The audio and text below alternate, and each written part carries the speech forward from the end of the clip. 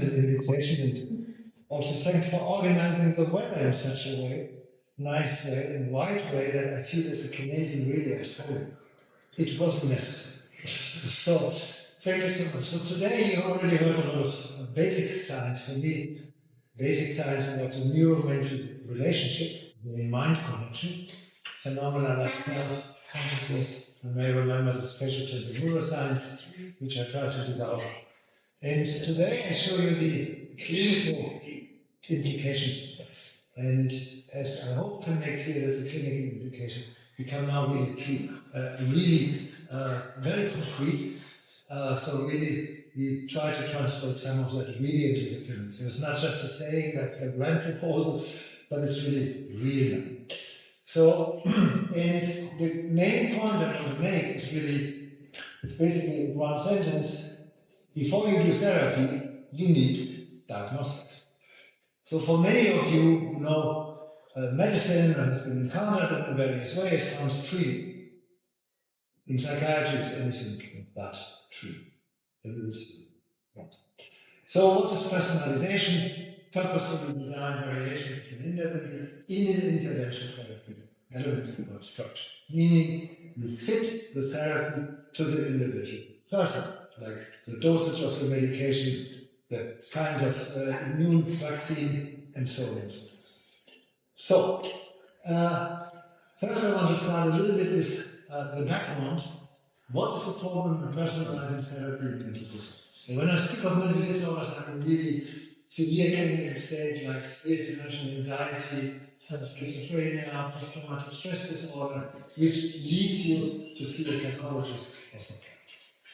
Yeah, so, and the problem is really that we do not have diagnostic markers. So the conversation with the psychiatrist or psychologist will follow. You have 5 or 15 minutes conversation, then the doctor or the psychologist writes down some kind of diagnosis, and then we try to select certain treatments. That is really like, whereas if you come to cardiology, other fields of medicine, you get a lot of diagnosis. So when you see that's from the clinic. And the key problem is, from my point of view, that we do not know, let's see how I can use this relationship here between the brain and the symptoms. We do not know the connection. For instance, if you have diabetes, you have too much sugar, you know you have various symptoms. You have symptoms down here, the gangrene at your feet, you have symptoms here at your eyes. And if you are knowing that all this is related to the sugar,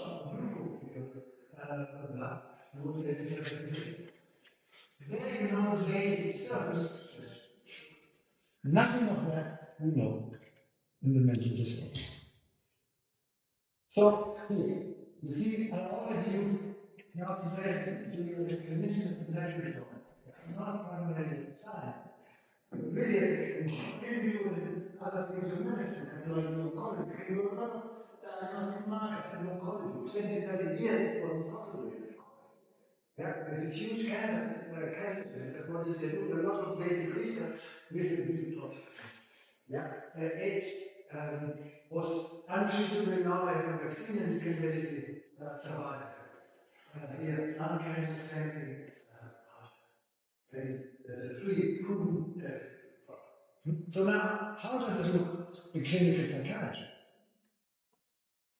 And we do not have any markers. Yeah. No,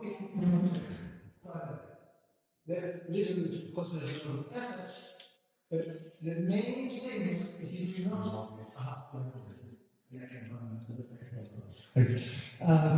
the main problem really is that we do not know how the neuronal mechanisms are related to the thing.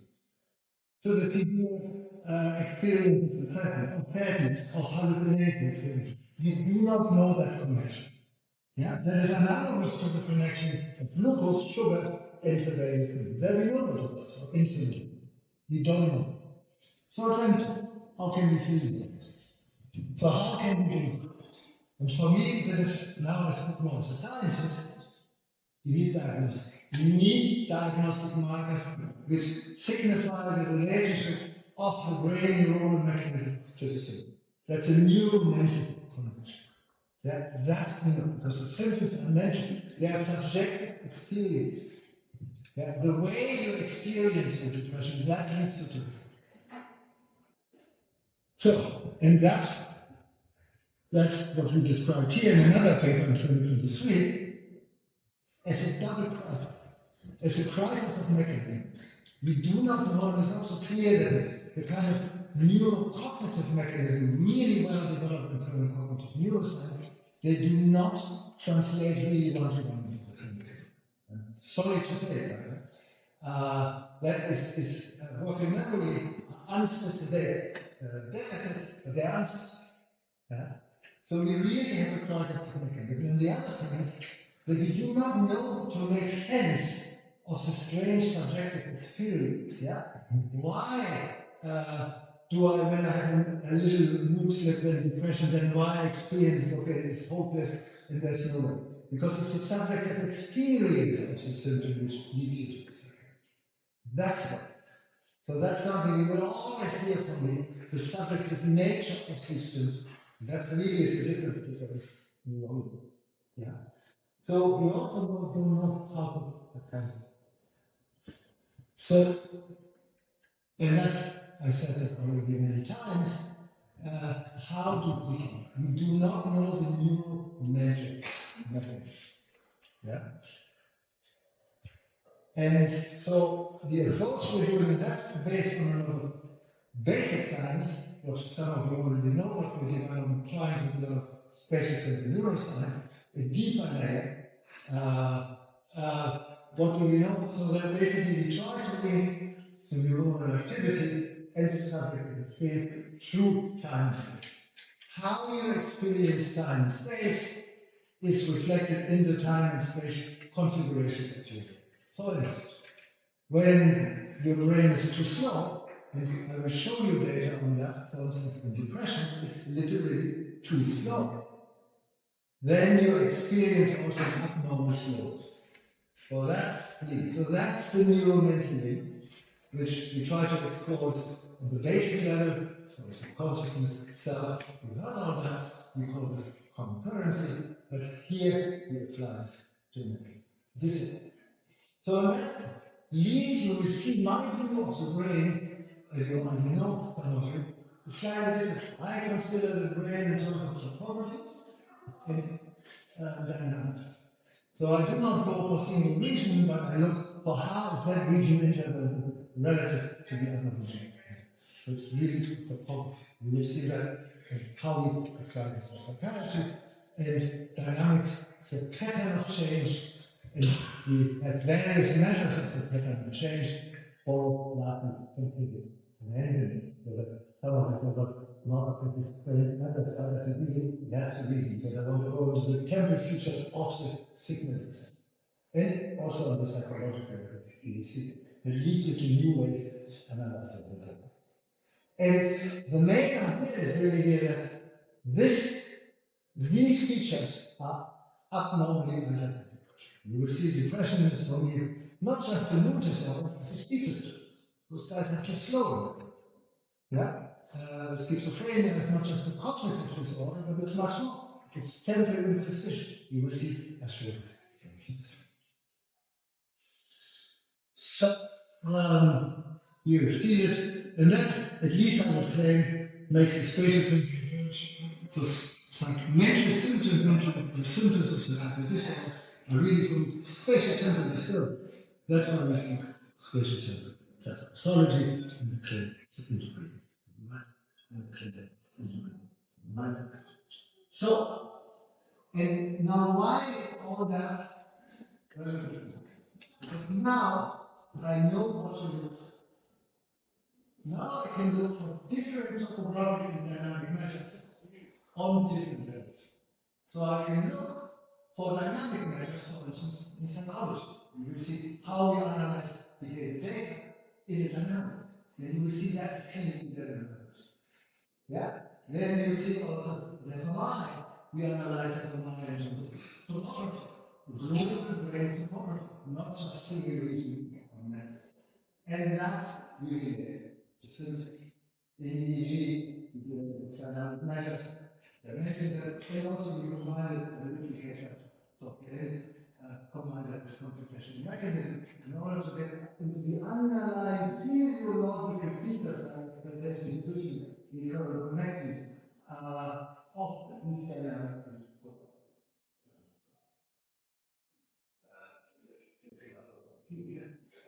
Me, Max, yeah. Yeah, so I start now. Basically, what I do, I show you now how spatial temporal markers on each of these four levels can contribute to the computer. Right? And then that will be complemented by a part of personalized therapies to first. So now let me start. I start with the psychological markers. So for instance here, this is strongly in collaboration with Shijani University's Professor Song. We have a particular visual perception task, some of you may know this, motion suppression, higher order visual cortex region V5 MTS specific. And this is by itself a dynamic task because these little gratings are moving. And you need to decide in which direction they are moving, right? So it's already a dynamic emotion. And what is usually investigated is the duration threshold, and here we did this in depression and in half the subjects.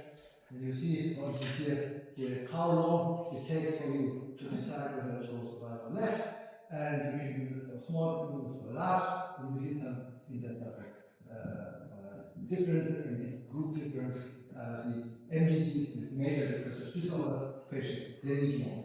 So that already said that their vision perception is slow. When you ask the patients, that's exactly what they tell you. I have problems with complex visual things and which are very fast. I can't follow. Yeah? And then we also investigated the variability. So that's what we introduced in the measure, the dynamic measure. This is CD coefficient relation. So we said, okay, maybe there's a try variability is maybe less in schizophrenia. If you're too slow, you have less variability. Again, that's exactly what the patient's telling you. Nothing changes, it's always the same, my perception is always the same. It's gray, nothing changes. So imagine, if you look at the C-side, you look at the C-side, which is completely flat, there's no way why. The first 10 minutes you find it relaxing, and then after, if I make you look at this for 10 hours, you will probably become that's exactly what the speaker, then it is score not only perception, they decrease. So this is very important. So it's longer duration and lower price variability. And what is interesting, we replicated this now in 3 studies, that only the dynamic measures here, the coefficient of variation, correlated with the symptom severity. This is the retardation, psychomotor retardation score. Yeah? So meaning the less variability you have, the more psychomotor retardation. And it's only the dynamic measures relate to the symptoms. So now we say, yes, Northoff is fine and good, but how do you want to use this for the clinical science? Now we did the same task in schizophrenia. So on the scale of the first most class, you see again a longer duration. So here in the duration, schizophrenia and depression do not distinguish. However, in the subset of schizophrenia, we very much have variability. See, the variability is too low in the depression, the variability is too high in the subset. That's where you see the potential for differentiation. Through the dynamic. Yeah? And for the based on the data, the reaction time, you see the fluctuation in the reaction time. It's not fluctuating.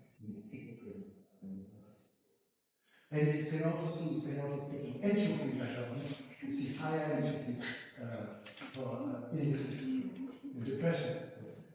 Then here again, this is depression from the comparison from last year. And you see the variability of the trial variability. That means to the stimulus, the positive and negative stimulus. Yeah? So the dynamic on your psychological level is very important in mediating the symptoms, and that also provides a good potential of clinical differentiation. So here's another example. Here we did thought.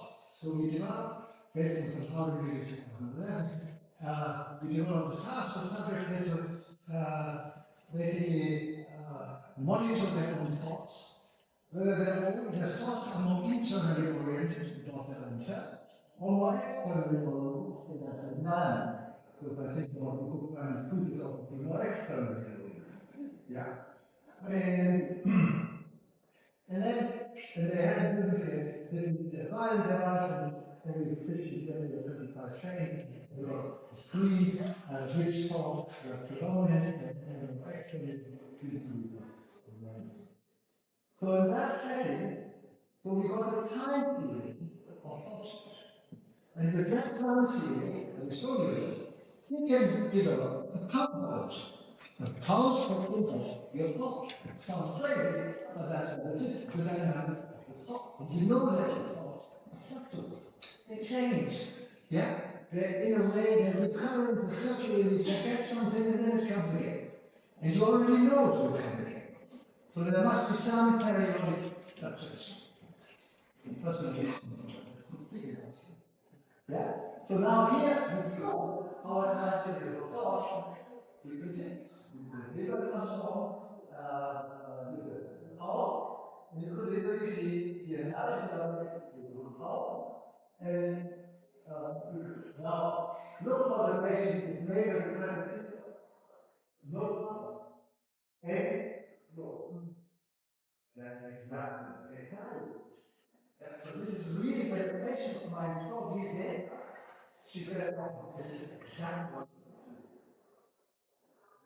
the fact I think is a big compliment because you really close.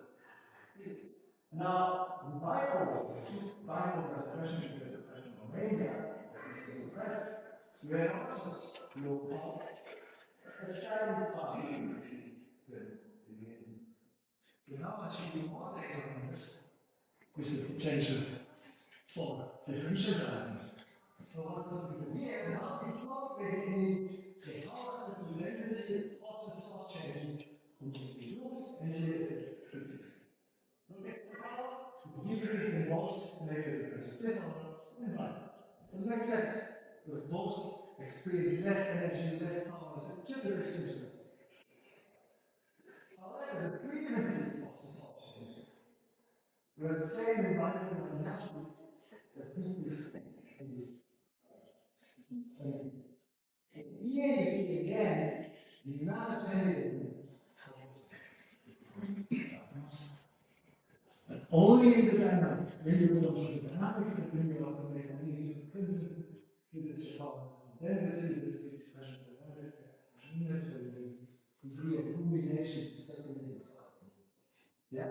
You see again how important the dynamics on the choice of the dynamics is of first getting the initial symptoms, and second, potential diffusion. And that's exactly where we try to run these kind of studies now, we can get such a sample which, as you know, it's not easy. We really can apply this kind. So, that was the psychological evidence. So how they developed multiple designs to test for the dynamics on the psychological. We have similar ideas in mind for consciousness. That basically, we have phenomenology, subjective experience, and we sample that with concepts. And that leads to the dynamics. So now I go to the neurodiagnostic. I show you some EEG marks. So here, rather than the typical regulated potential the frequency band, we more focus on the global dynamic patterns. So we go beyond that, and one key, and also we're trying to go back to the basic signal feature. It's a one basic signal feature, we know about the signal processing of physicists. It's a face, and the face. So here I show you how to extract it from notice. So the taste, the main we can use the face also for making the intuitions and differentiations. So, and here you see the starting point, say, don't is as early, but it always comes up. Okay. Okay. So here, one typical measure is when you have rhythmic stimuli. Yeah? You have rhythmic stimulus, and then your face will be very coherent. It will follow the stimulus. It's also called training. And what you observe when you test it in typical called quantum, in rhythmic grade, and what you observe in schizophrenia is quite consistent. That you observe, so here you have the throat, you see the delta range, so it is a triangle in terms of 1 second, so delta range is and you see a high face coherence. So what does this mean? That your face angle is relatively consistent at similar moment on the here. Okay, so there's really a reset of your face cycle according to the time. And in schizophrenia, no face adherence usually has much higher variability in the face. So that's quite consistent finding. Others found that, we found that. And really says, and you will see this further, the temporary precision really of the face. There's a face jitter, they're like that. You see this in that, there's a little bit unstable, even the knees. So here, but I don't bother you on the basics of that. Here, as I go to the clinical side of things, so here we have the same paradigm in schizophrenia and indeed, not only bipolar, show you, and you clearly see here the health society, the yellow, high vision here, you see the depression rate, also quite yellow, quite depression rate here. So and that seems to be one potential diagnostic candidate, which we now try again we try to do say study. So meaning there's a temporal imprecision in the face is and here now it is the same thing also in resting. So we measure the face cycle dynamics in resting state, develop a specific method, as detailed you can read in the paper down there. And what we observed, particularly the theta range, that in schizophrenia, then we follow the face dynamics of our clients, and then we put an entropy measure on it. So we want to look how much of the face cycle can predict that it's irregular or regular as measured as separate entity. You could see that in schizophrenia, they have a high entity in that face cycle, meaning that more irregular. And that, of course, is very problematic for individuals. Miss, and that definitely see. So then, another interesting thing we did, again, and we did a shuffle. So we shuffled the face cycle. And what we observed, actually here, that schizophrenia patient had less difference between the shuffle and the non-shuffle phase. What does this mean? That the psychic dynamics is not finished. Yeah, it's more random, and then again, so, in that again, you can also see here, we had some bipolar sections in there. Yes, it was they have subjects. So, meaning this could really serve as one of the strongest candidates. In this very dedicated analysis, for potential candidate differential diagnostics of schizophrenia as this one. EEG is working. So here I show you again another face marker.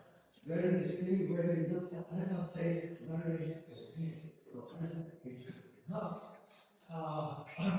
And we look for the variability of the faces in the and you can see that here the variability of depression is slow. It's very interesting, meaning maybe the actual leg declines.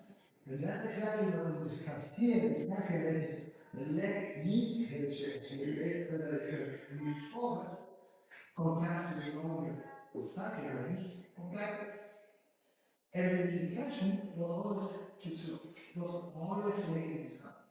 Meaning that data is too slow, it doesn't react yet. And again, that hooks is potential.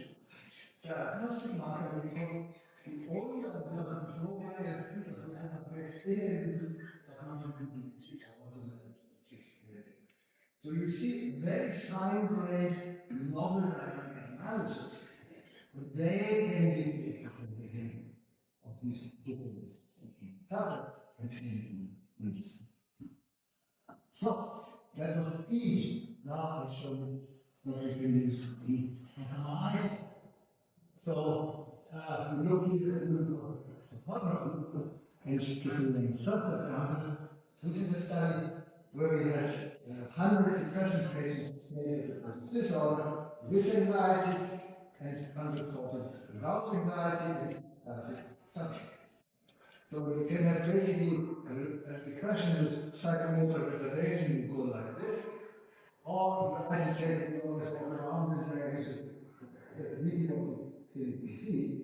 And so the question is, where does it come from? So what we here did, this is a very clever study. So here we see psychomotor slowness, and that goes, and the other sentence together is psychomotor agitation.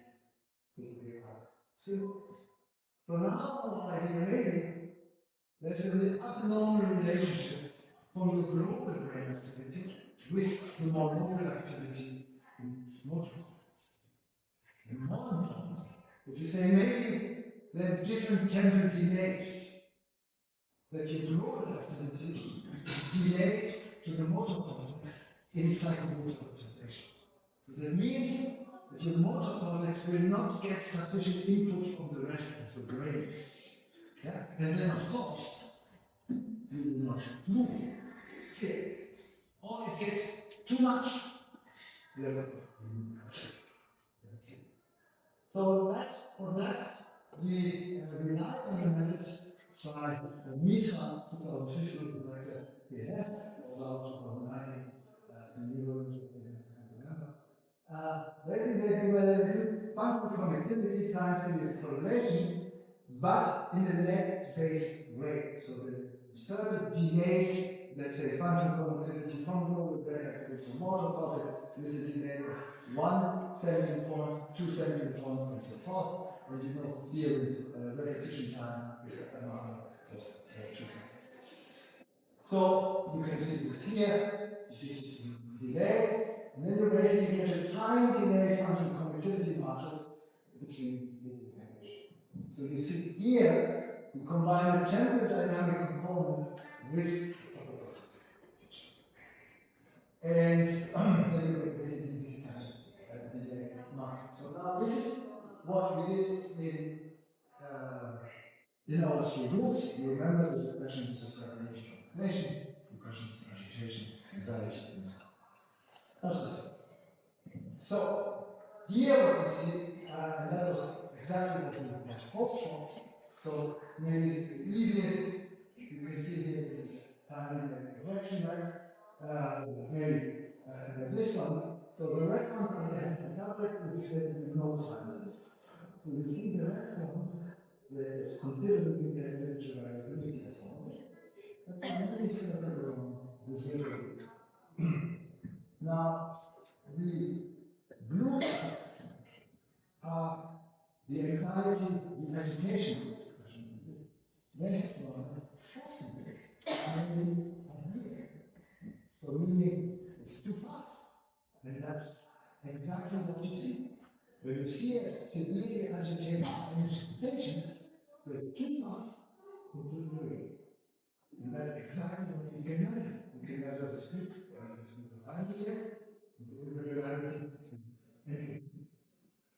so then you see the retarded patients, they're really here, meaning 38. Guys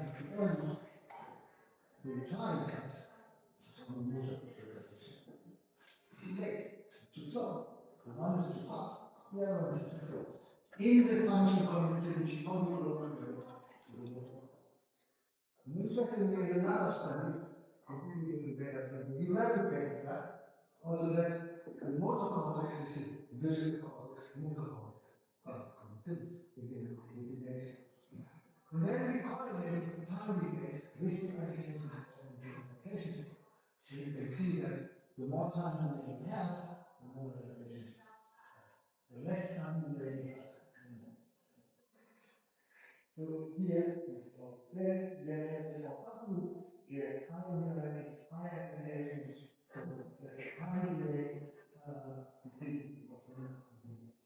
motivate, fast, the higher level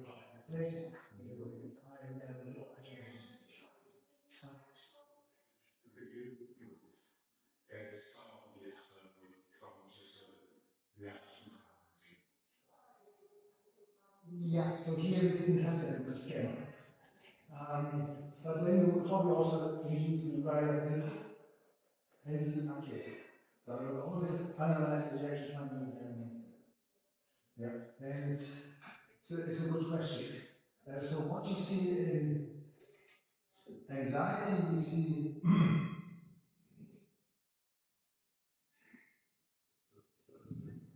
closer. Thank you very much. Okay, sorry.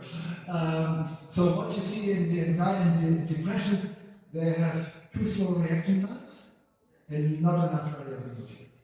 So the anxiety guys, you see usually faster but more inaccurate and higher variability. Yeah. However, this is important where, for instance, if you want to measure some neuronal intervention, finding magnetic stimulation, then you will need to have the brain. Yeah, and you will see why. So, and then we ask the next question: are the slow frequency too delayed, or the fast frequency too delayed in retardation? And so we classified the subbands, slow 4, slow 5.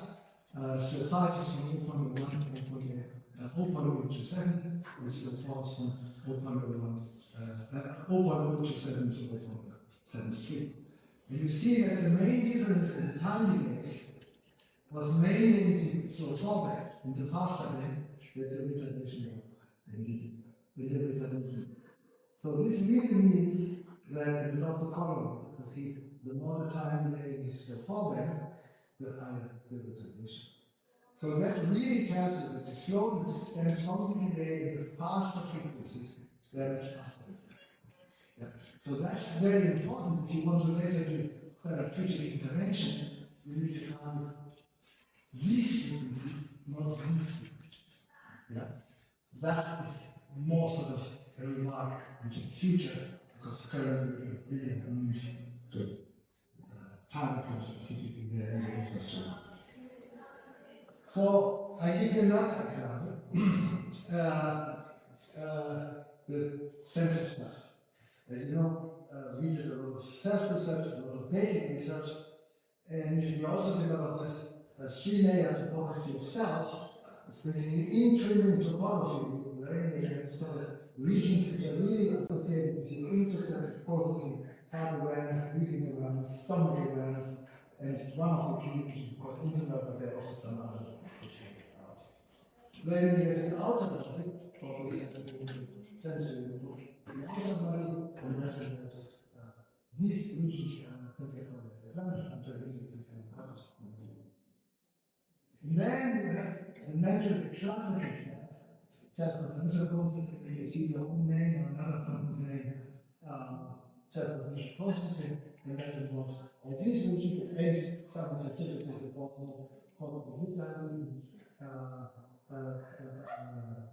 until the people call property, and what is interesting, so this is basic research, this is based on the large scale meta-analysis of our kind of data. So this is all published in 2020.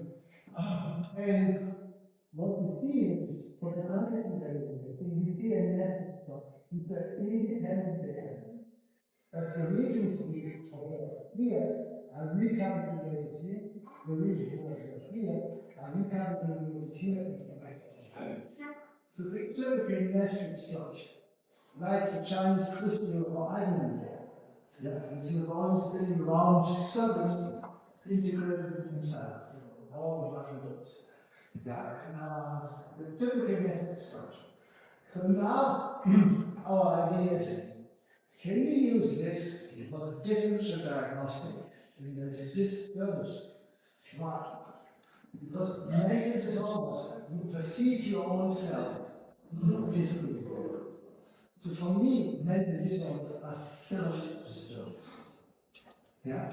When you look into current classifications of, say, DSM or ICD, you will not see that because the self is not there. But I think this is really basic. When you ask the patients, that's exactly what will tell them. I am strange to myself, but when I'm in connection to him, something has changed.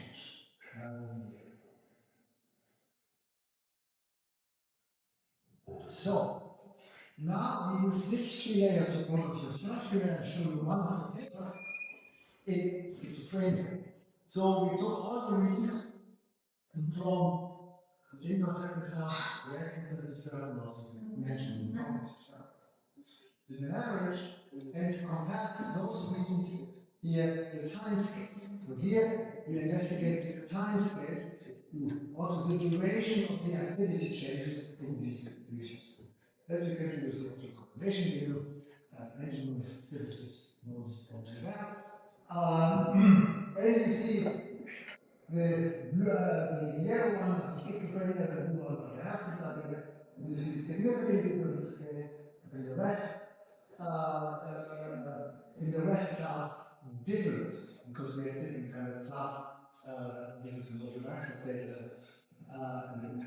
Yeah, this is a code memory class, that's thing. And we said, okay, how much will the time scale change for the rest of the class? Why are we interested in that? Because how do you react to your external world? Are you just at your own thoughts? Or what we see in this experience, we see really significant message difference. Yeah, they simply don't. And interestingly, they don't react.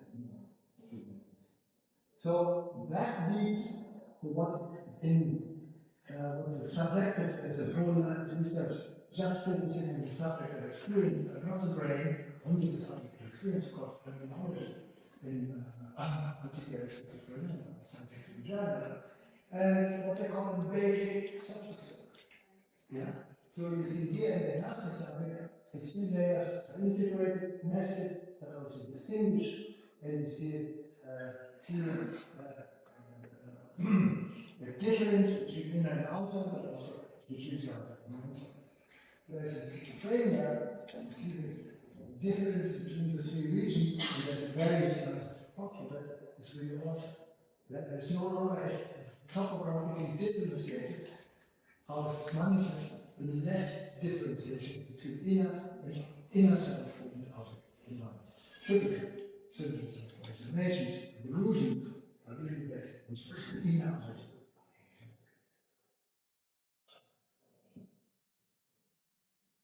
So, now here, this is a meta-analysis which we conduct on various data sets where they use self-paradigms in these different disorders. So this is PTSD comes from stress disorder, disorder, anxiety, and includes schizophrenia for reasons of decision.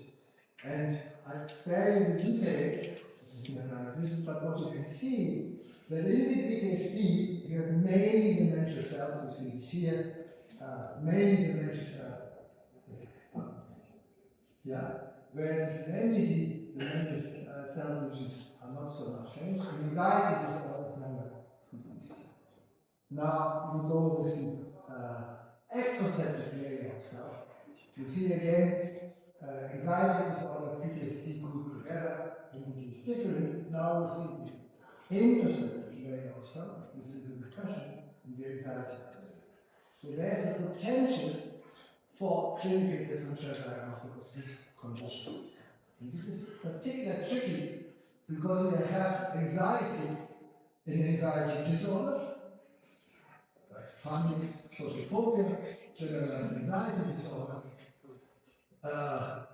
We can have anxiety, major depressive disorder, anxiety, and PTSD. So this is really tricky differential diagnosis, but clinically very important. Because you need to treat them in the So this is something that we try now to build up, both neuronal levels as well as psychological levels, so develop also self-scale. Here, this is, I don't go into detail, it's basically differential diagnostic chart. How can you go? An algorithm, if you have other oriented or internal stuff, then you go through the steps and then leg, and that gives you the differential diagnostic chart. So, that is the first part about the diagnostic, and then I want to mention, indicate some of the therapeutic part, and then be easier.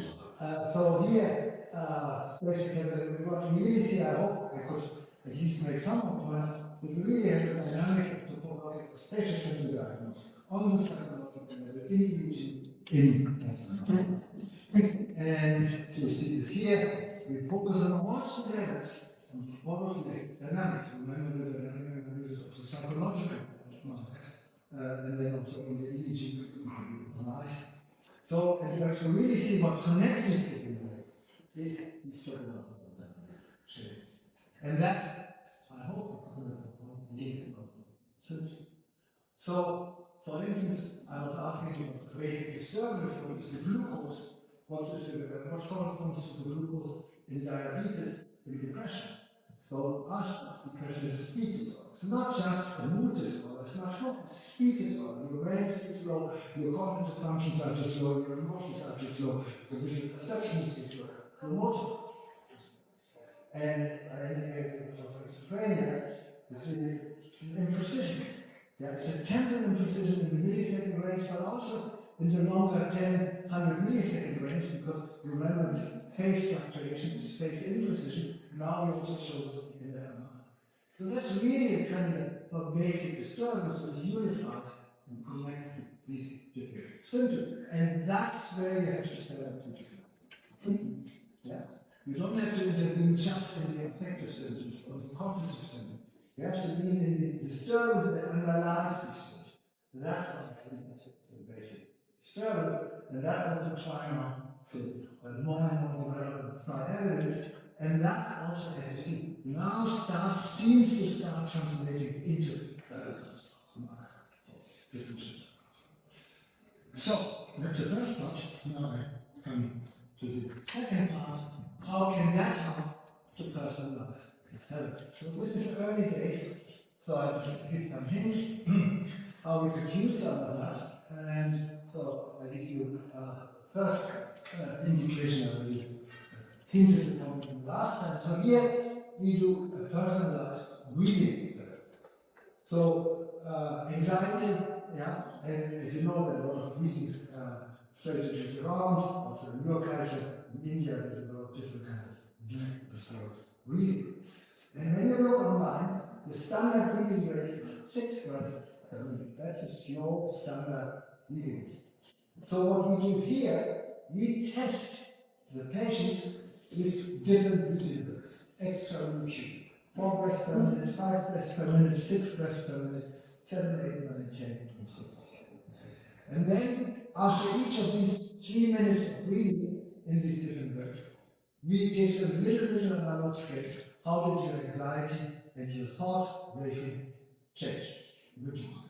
And then we can basically say, based on that, okay, this reading rate is for you to ask to reduce your anxiety. Very simple. As you see, it's really dynamic. And when you see the anxiety patient, it reads very fast, very shallow, and very immediate. Typically, yeah, high energy, fast. And you see clear that only 10% of our patients is a severe anxiety patient.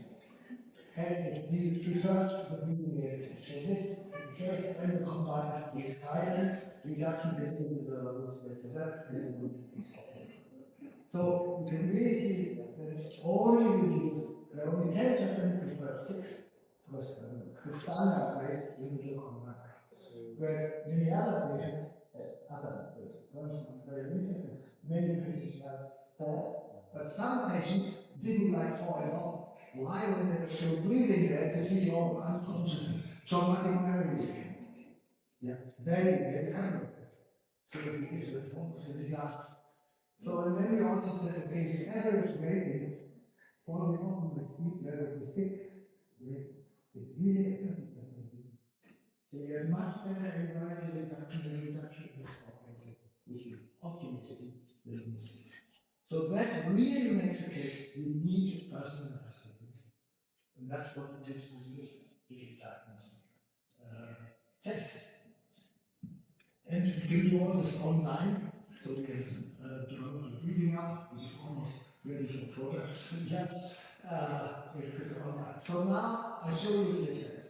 So one of the reasons why I want this kind of non-pharmacological therapy for easy, immediate symptoms. Yeah, and here it shows. So patients get up with their breathing rate. The diagnostic testing can also be done in India. And you get a breathing rate, the person with the breathing rate, and then they have to breathe 10 minutes in the morning, 10 minutes in the evening. And before these 10 minutes breathing sessions, we have 2 little bits on our scales, anxiety, how much is my anxiety, there, and so on. What we observe, you see a significant change just after 10 minutes of breathing in the anxiety and in the symptoms. Just 10 minutes. It's basically like a cluster. Yeah, you put a cluster on your breathing motion to stop the breathing. You can hear the anxiety. And very important, you hear also all the sessions, morning and evening, that gives the anxiety patient certainty. I did this and it will work. Yeah, 99% of all the sessions you see a reduction. Now, this is after 3 weeks, 6 weeks, anxiety scale, which is a really very good reduction for 35 years. So, and that not similar, not less different, meaning it's very similar to the ways you see in drug center. And the drugs were on the side. So there's nobody to see the drug company. Yeah, but this is immediate to can be done online, and that's what we do. Now, we developed the same for music. So again, we developed based on the music speed. The subjects bring 6 preferred music pieces. With preferred music pieces, 6. Then we vary the speed. And then again, we apply these little visual analog scales. For instance, here for the anxiety score for each of these speeds of the preferred music. And what we observe, the first is we observe faster music speeds we get. Anxiety, your brain is too fast and too irritable. You can measure this patient. Your brain is literally going too fast and too irritable. Right? And then the second thing what we observe, that again, many subjects, they prefer another speed than the original data to maximally reduce their. So that's basically the need for personalizing, even the music speed of your preferred. Yeah, that is really because you are looking with your original every is good or good and not for the good. Now, what do we see? Therapeutically, same thing, then in this music, preferred speed, personalized speed, more evening, we see a very good reduction in the level of anxiety, in most cases, software is also high. And here I show you a single subject. The blue line is before and after the pregnancy, your anxiety, level, the rule of control. There's after 10 minutes, and you see always a reaction. Yeah? You see always a rule of control. It's many concepts. That's the most